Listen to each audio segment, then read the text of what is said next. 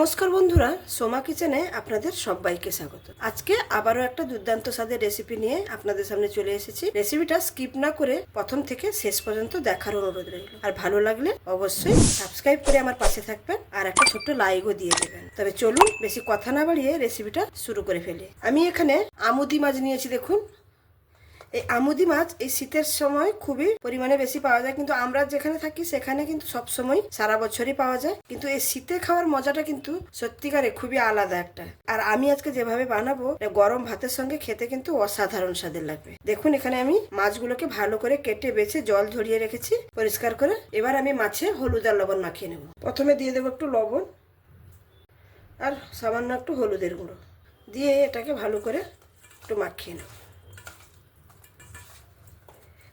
ভালো করে হলুদ লবণ মাখিয়ে নিয়েছি। আর এখানে আমি রান্নাতে দেখুন বেগুন কেটে রেখেছি, বেগুন দেবো, উচ্ছে রেখেছি। উচ্ছে আর বেগুন দিয়ে আজকে আমুদি মাছের ঝালটা আপনাদের বানিয়ে দেখাবো। রান্নার জন্য দেখুন একটা কড়াই বসিয়ে নিয়েছি। এবার কড়াইতে তেল দিয়ে দেবো সামান্য একটু, মাছগুলোকে ভেজে নেওয়ার জন্য।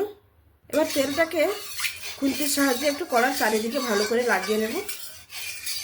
এগুলো তো ছোটো মাছ ভাজতে হলে কড়াইটাকে ভালো করে কিন্তু গরম করে নিতে হবে। তেলটা সুন্দরভাবে গরম হয়ে গেছে, ধোঁয়া উঠতে শুরু করেছে। এবার মাছগুলো দিয়ে দেব।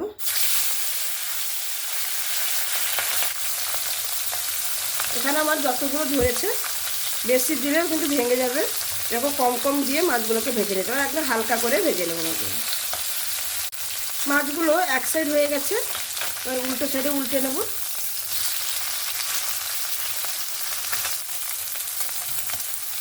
মাছটা এখানে দু সাইড হালকা করে একটু ভেজে নিয়েছি, এবার তুলে নেব।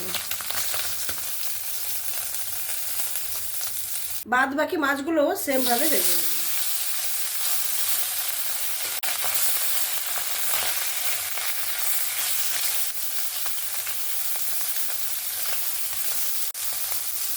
এক সাইড হয়ে গেছে, আবার উল্টে নিচ্ছি।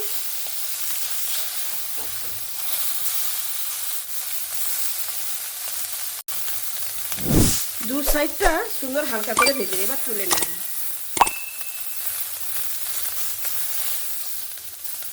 আবারও সামান্য একটু তেল দিয়ে দেব। উচ্ছে আর বেগুনটাকে হালকা করে একটু ভেজে নেব। দিয়ে দিলাম উচ্ছে আর সামান্য একটু লবণ, সামান্য একটু হলুদ।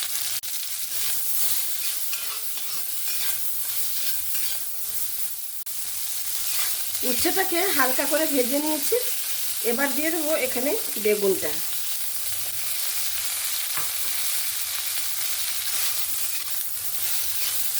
বেগুনটাকে একটু ভেজে নেব।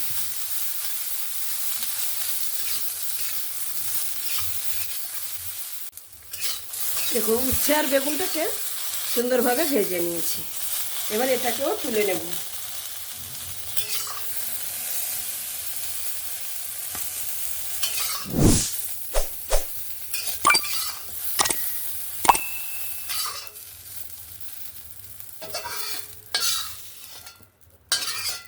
এবার আমি রান্নাটা করে নেব, তার জন্য পরিমাণ মতন তেল দিয়ে দেব।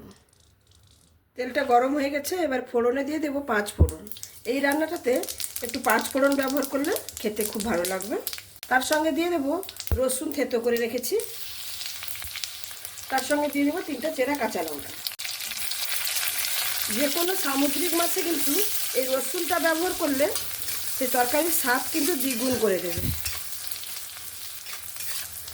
ভালো করে ভেজে নেব রসুনটা, যতক্ষণ না সুন্দরভাবে ভেজে যায়। রসুনটা সুন্দর লাল করে একদম ভেজে নিয়েছি। এবার দিয়ে দেব কেটে রাখা পেঁয়াজ।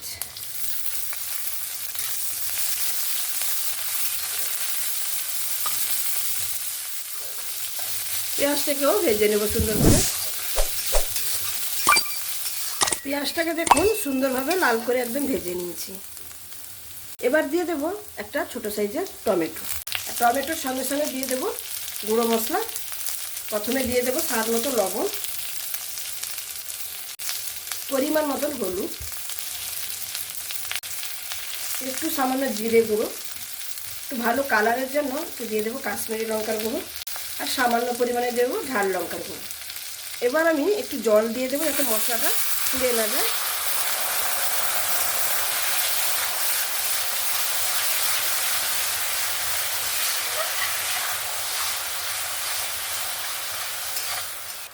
মশলাটাকে 3 মিনিটের মতন কষিয়ে নিয়েছি।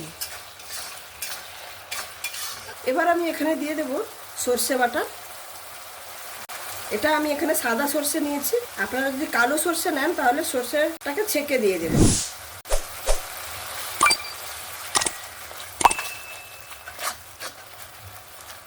সর্ষে বাটাটা দিয়ে 1 মিনিটের মতন একটু কষিয়ে নেব। সর্ষে বাটা দেওয়ার পরে কিন্তু বেশি কোনো কষানোর দরকার নেই। মশলাটা এখানে আমার কষানো একদম রেডি। ভেজে রাখা উচ্ছে আর বেগুনটা দিয়ে দেব।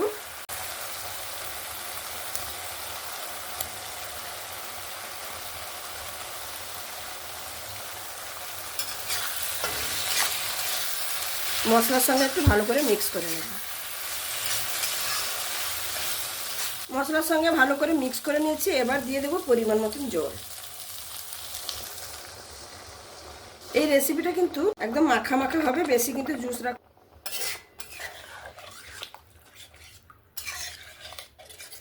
জলটা দেওয়ার পরে ভালো করে 2-4 বার নাড়িয়ে নিলাম। তরকারিটা এখানে ফুটে উঠেছে। এবার আমি ভেজে রাখা মাছগুলো দিয়ে দেব।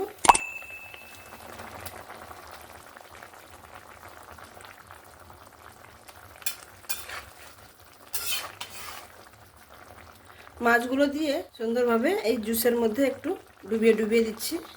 এবার একটা ঢাকনা দিয়ে 5 মিনিটের জন্য ঢেকে দেব।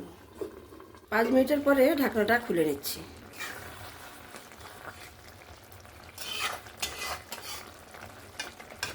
রান্নাটা একদমই কমপ্লিট।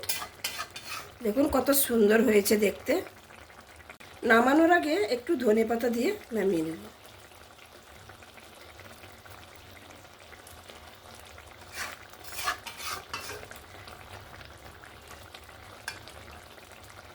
তাহলে দেখতেই পেলেন আমার এই আমুদি মাছের ঝালের রেসিপিটা। দেখুন দেখতে কতটা সুন্দর হয়েছে, আর খেতে কিন্তু এই শীতের দিনে দুপুরে গরম ভাতের সঙ্গে এইরকম একটা রেসিপি থাকলে কিন্তু একদমই জমে যাবে। তাহলে আমার এই রেসিপিটা যদি আপনাদের ভালো লেগে থাকে তাহলে অবশ্যই লাইক, শেয়ার, কমেন্ট এবং সাবস্ক্রাইব করে আমার পাশে থাকবেন। আর যে সকল বন্ধুরা অলরেডি সাবস্ক্রাইব করে আমার পাশে আছেন তাদেরকে অসংখ্য ধন্যবাদ। আর যারা এখনো নতুন বন্ধু সাবস্ক্রাইব করছেন না, প্লিজ সাবস্ক্রাইব করে আমার পাশে থাকুন। আমি যখনও কোনো নতুন রেসিপি আপলোড করব আপনাদের কাছে সঙ্গে সঙ্গে কিন্তু পৌঁছে যাবে। তাহলে আজকে এখানেই শেষ করছি। আবার দেখা হবে অন্য কোনো দিন অন্য কোনো রেসিপির সঙ্গে। সবাই ভালো থাকবেন, সুস্থ থাকবেন, সাবধানে থাকবেন। ধন্যবাদ।